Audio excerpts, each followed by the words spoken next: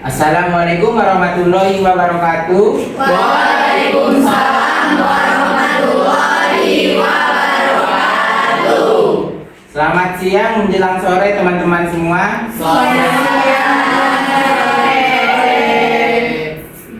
Di sini kami kelompok 3 izin mempresentasikan LKM kami mengenai investigasi permasalahan ekosistem mangrove dan alternatif solusinya. Sebelumnya terima kasih kepada Pak Dr. Nurul Azikin, SPD, MPD yang telah memberikan waktu kepada kami untuk mempresentasikan LKM kami. Yang sebelumnya, perkenalkan nama saya Iswandi dan rekan saya. Perkenalkan, nama saya Salsabila. Perkenalkan, nama saya Dahliani Saputri. Perkenalkan, nama saya Siti Nur Arifah. Perkenalkan, nama saya Dina Dania. Perkenalkan, nama saya Wayas Irifani. Perkenalkan, nama saya Indritas Mangsong. Selanjutnya kita masuk ke poin kedua, yaitu lokasi permasalahan. Jadi lokasi permasalahan yang kami ambil ialah jembatan Dompak Lama atau sesudah lampu merah. Dan poin B ialah jenis permasalahan, yaitu kerusakan ekosistem akibat penebangan dan pembangunan jalan. Poin ketiga yaitu faktor penyebab. Yang pertama disebabkan oleh ulah manusia atau pembangunan provinsi, yaitu pembangunan infrastruktur jalan menuju kampus Dompak. Yang kedua ialah penebangan untuk pembangunan dan perluasan kawasan secara berlebihan atau kawasan perkampungan Dompak.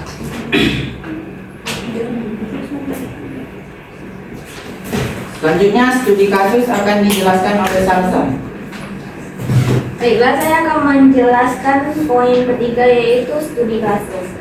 Menurut hasil wawancara kami, dulu ekosistem mangrove di sini sangat banyak dan lebat, berbeda dengan sekarang. Kondisi saat ini sangat memperhatikan banyak mangrove yang ditebang untuk pelebaran kawasan yang berlebihan. Yaitu poin ketiga bagian B, dampak dan kerusakan mangrove. Dampak dan kerusakan bagi lingkungan yaitu abrasi, penurunan kualitas air dan tanah. Dampak kedua yaitu untuk lingkungan, kawasan sekitar, berkurangnya hasil tangkapan para nelayan dan penurunan populasi ikan. Yang ketiga yaitu inventarisasi spesies. Identifikasi spesies mangrove yang kami dapat ialah tanaman bakau minyak atau Rhizophora apicigula. Yang kedua yaitu bakau hitam atau Rhizophora mucronata. Selanjutnya saya menjelaskan kondisi spesies mangrove yang kami dapat, yaitu hutan bakau sehat, memiliki kerapan pohon tinggi, rimbun, dan akar yang kuat. Dan ada sebagian wilayah yang rusak disebabkan penebangan bakau untuk pembangunan jalan. Selanjutnya alternatif restorasi, yaitu melalui rehabilitas, melakukan penanaman kembali. Selanjutnya membuat kawasan konservasi khusus mangrove untuk mencegah penebangan liar dan pembangunan jalan. Selanjutnya partisipasi komunitas, yaitu libatkan masyarakat. Selanjutnya untuk poin partisipasi komunitas yang melibatkan masyarakat lokal, yaitu 1. Edukasi cara penanaman dan perawatan mangrove kepada masyarakat. 2. Yaitu membentuk kelompok untuk menjadwalkan pemeliharaan mangrove. 3. Agar masyarakat semangat untuk menjaga mangrove dan yaitu dengan membuat peluang ekonomi seperti tempat wisata mangrove atau produk yang terbuat dari mangrove. Yang keempat yaitu buat acara penanaman mangrove sedunia tepat pada tanggal 26 Juli yang melibatkan pemerintah, masyarakat, dan influencer alam seperti Owen, Kandawara, dan lain-lain. Kedua, edukasi publik, yaitu menyebarluaskan poster atau infografis tentang pentingnya mangrove dan melakukan sosialisasi kepada masyarakat sekitar tentang pentingnya mangrove terhadap lingkungan dan mata pencarian nelayan. Selanjutnya akan dijelaskan oleh teman saya. Selanjutnya saya akan menjelaskan tentang langkah-langkah tindakan yang mungkin akan kami lakukan. Yang pertama buat kelompok dan jadwal masyarakat. Yang kedua lanjutkan proses penyemaian mangrove sekitar 5 bulan. Terus yang ketiga proses penanaman mangrove tepat pada tanggal 26 Juli pada Hari Mangrove Sedunia. Dan yang kelima melakukan perawatan secara rutin. Terus bagian yang kedua yaitu jangka waktu. Yang pertama pembentukan kelompok musyawarah. Terus yang kedua pencarian benih mangrove langsung ke lokasi. Terus yang ketiga penyemaian benih selama 5 bulan. Dan yang keempat penanaman mangrove serentak. Dan yang kelima perawatan. Selanjutnya akan dijelaskan oleh kawan saya.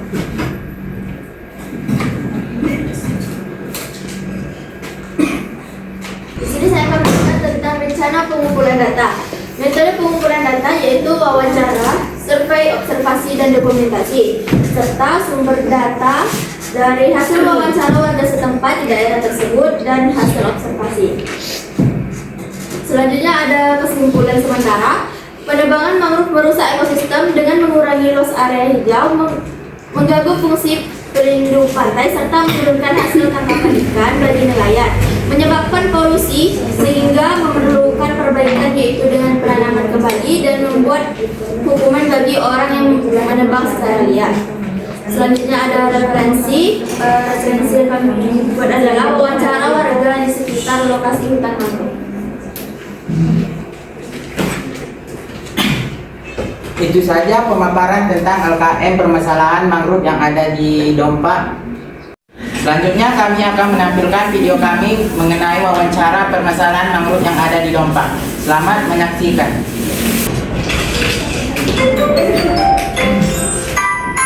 Hai semuanya. Jadi di sini kami lagi OTW ke lokasi.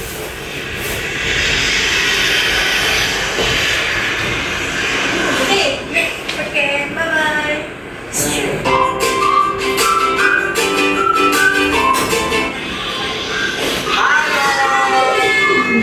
Jadi di sini kami sudah sampai di lahan mangrove yang terkena kerusakan, yaitu di daerah Dompa.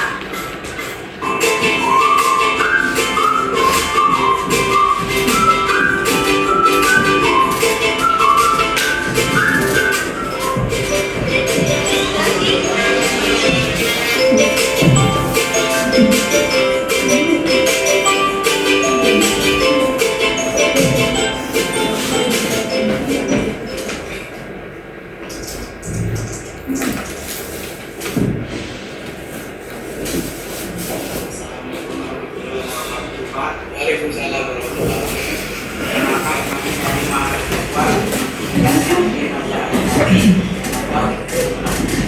Kami dari program studi pendidikan biologi. Di sini kami izin mewawancarai Bapak untuk menanyakan suatu masalah yang terjadi di Dompa yang diwakilkan oleh saya sendiri, Adi Suwandi Rahab, dan rekan saya.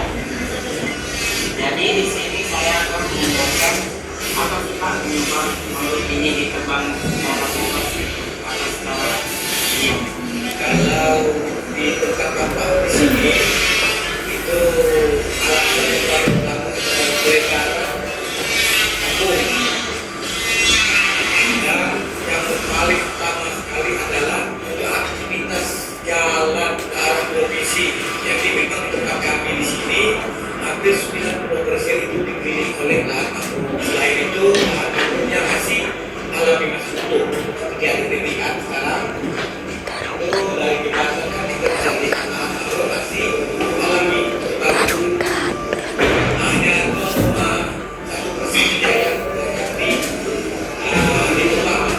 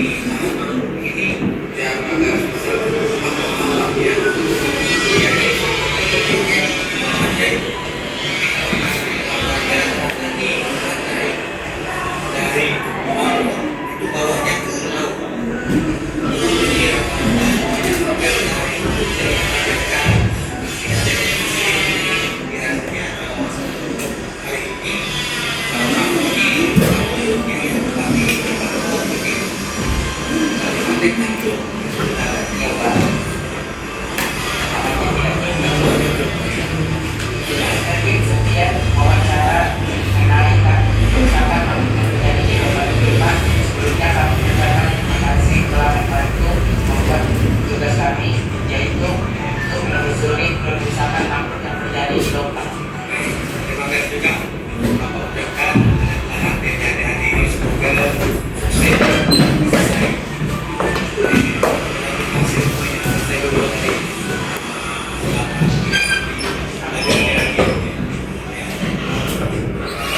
Juga buat bapak juga. Jadi adik-adik itu tadi saya harapkan harapan bapak semangat saja. Terus jangan lakukan ini. Ya, terima kasih. Bapak, saya itu siap.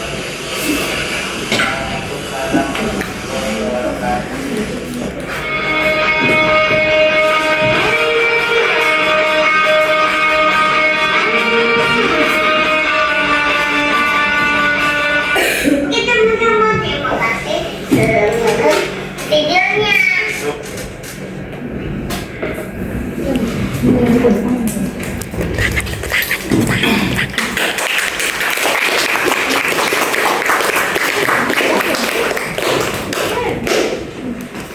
Selanjutnya kami akan memaparkan LKM mengenai ekosistem lamun oleh kawan saya Dinda Tania. Baik, saya akan menjelaskan permasalahan ekosistem lamun dan alternatif solusinya. Lokasi permasalahannya yang kami ambil itu dari medsos seperti video TikTok, YouTube, dan juga Facebook. Jenis permasalahannya yaitu pencemaran air, kurangnya populasi lamun, banyaknya sampah di daerah tersebut. Faktor penyebabnya, sampah dan limbah dari industri. Pembangunan pesisir seperti penggerakan yang mengambil pasir pantai untuk bangunan. Tadi kasusnya, riwayat ekosistem lamun. Ekosistem lamun pada pantai tersebut masih alami, tetapi populasinya masih sedikit. Oleh karena itu, kita perlu menjaga dan ikut melestarikan tumbuhan lamun dengan melakukan penanaman. Dampak permasalahannya, dampak lingkungan permasalahan lamun yaitu dampak lingkungan penurunan keberagaman hayati seperti ikan, udang, dan lain-lain. Kerusakan pada padang lamun menyebabkan hilangnya tempat tinggal dan sumber pangan yang berujung pada penurunan populasi hayati. Dampak komunitas lokal yaitu berkurangnya hasil tangkapan ikan, garis pantai lebih rentan terkena erosi. Baik, materi selanjutnya akan dijelaskan oleh Zermi.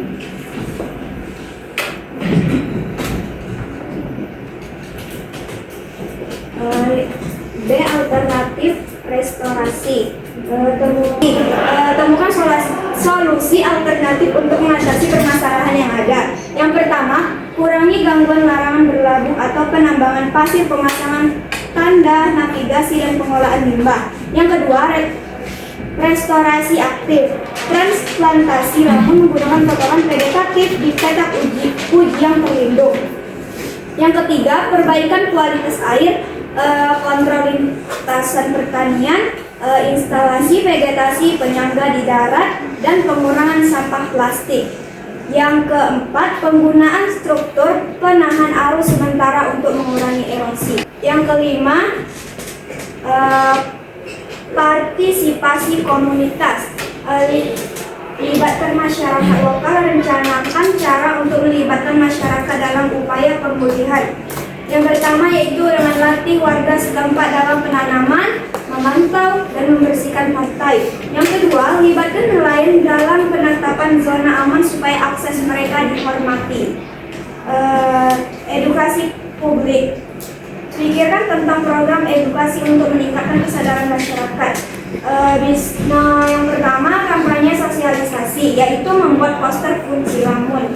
Yang kedua, program dari sekolah atau kampus seperti kunjungan lapangan dan melakukan kegiatan penanaman sederhana. Yang ketiga, membuat hari bersih pantai supaya mengurangi sampah plastik dan pengelolaan limbah domestik. Selanjutnya yang akan dibacakan oleh teman saya.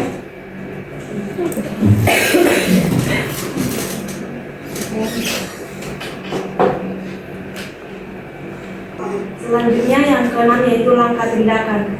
Rencana tindakan. Buatlah langkah-langkah konkret untuk mengimplementasikan solusi alternatif. Yang pertama, buat kegiatan dengan melibatkan masyarakat dan pemerintah untuk gotong royong di sekitar pantai dan lokasi lamun yang mengalami kerusakan. Yang kedua, edukasi kepada masyarakat untuk tidak membuang sampah sembarangan dan menyediakan tempat yang memadai dan pengelolaan sampah terpadu sekitar kawasan lamun. Jangka waktu. Tentukan waktu pelaksanaan setiap langkah. Yang pertama yaitu gotong royong 1 Maret tepat pada Hari Lamun sedunia. Yang kedua yaitu edukasi kepada masyarakat 21 Februari bertepatan pada Hari Peduli Lingkungan. 7. Rencana pengumpulan data. A. Metode pengumpulan data, yaitu dengan mencari video dari TikTok dan datang langsung ke lokasi yaitu Pantai Ketapang. B. Sumber data. Identifikasi sumber data yang akan digunakan. Pada identifikasi video menyatakan di padang lamun terdapat terumbu karang dan berbagai ikan-ikan yang bagus, serta lamun dapat menyerap karbon hingga 35 kali lebih cepat dari hujan-hujan tropis. Selain itu, lamun juga menghasilkan oksigen, menyaring air laut dari sedimen lebih. Yang kedelapan yaitu kesimpulan sementara. Buatlah kesimpulan sementara berdasarkan informasi yang sudah dikumpulkan. Seringkali dihiraukan padahal lamun bisa menyerap karbon lebih banyak dari hutan-hujan tropis. Sayangnya padang lamun semakin sedikit. Oleh karena itu, kita perlu membudidayakan tanaman lamun ini supaya tetap terjaga. Yang kesembilan yaitu referensi. Kami mencari referensi ini dari TikTok Rimbuni. Yang kedua yaitu Patrix atau Puncak Alam. Yang ketiga yaitu Poetru Yuyuyu serta Pantai Ketapang sendiri. Terima kasih. Selanjutnya kami akan menampilkan video yang kami dapat dari berbagai media sosial yaitu TikTok, YouTube, dan Facebook. Selamat menyaksikan.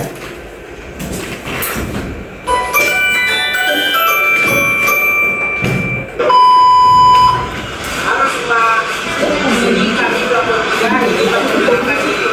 Nama saya Haris Badia Rahab dengan NIM 2503030052 dan rekan saya. Perkenalkan, nama saya Daviani Saputri dengan NIM 2503030052. Dan perkenalkan, nama saya Salsabila dengan NIM 2503030052.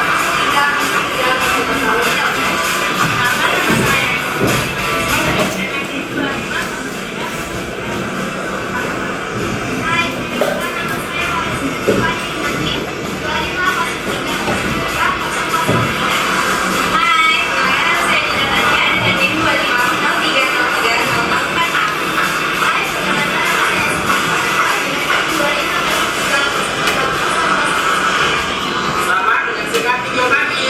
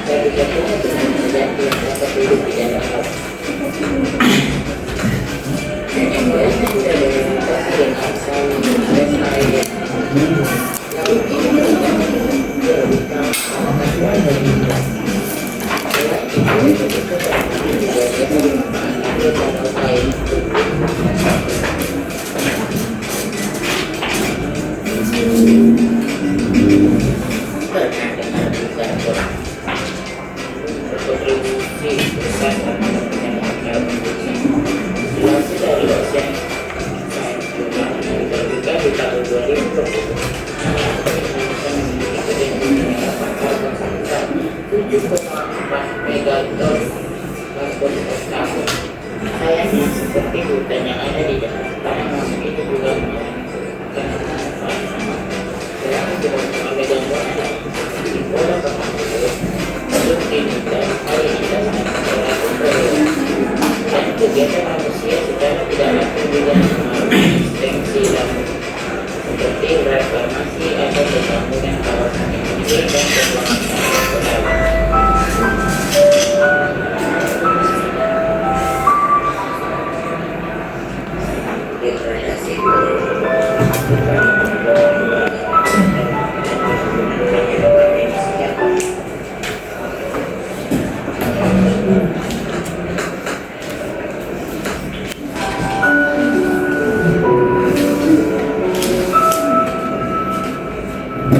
Terus gimana karena seperti pada kita itu dan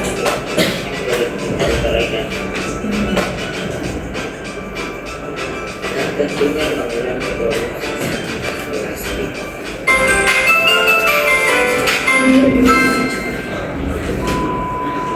Behind the scenes.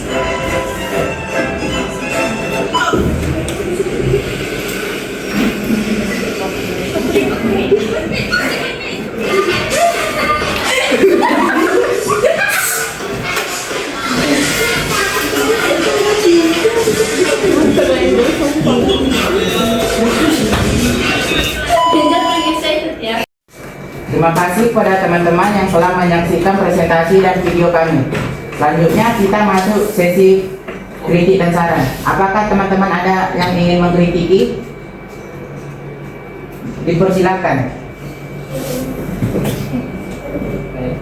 Oke, perkenalkan nama saya Deska Nanda. Di sini saya ingin memberi kritik dan saran untuk video presentasi dari kelompok 3. Yang pertama saya ingin mengkritikin di video Lamun. Di situ kan voice overnya nggak kedengeran sama sekali, cuma kedengeran terus seperti ini dan seperti itu aja kan dengernya. Jadi saya mungkin kritiknya ada di situ untuk voice overnya. Terus sarannya mungkin kalau emang suara kecil gitu, mungkin volumenya bisa dibesarin, backsoundnya dikecilin, apa nggak dikasih translate di bawahnya. Terima kasih kalau tidak.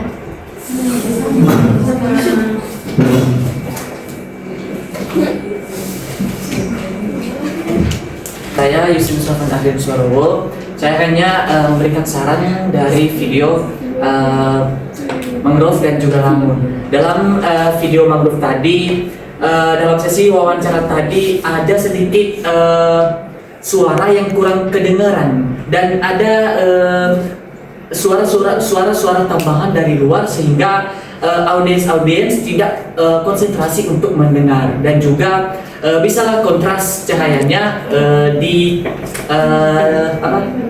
ditingkatkan sedikit biar jelas. Dan pada lamun tadi seperti yang dibilang saudari kita Deviska tadi, alangkah lebih bagusnya suaranya itu dibesarin sedikit. Itu aja. Terima kasih. Terima kasih kepada teman kami yang telah memberi kritik dan saran. Selanjutnya kami akan memperbaiki untuk presentasi kedepannya.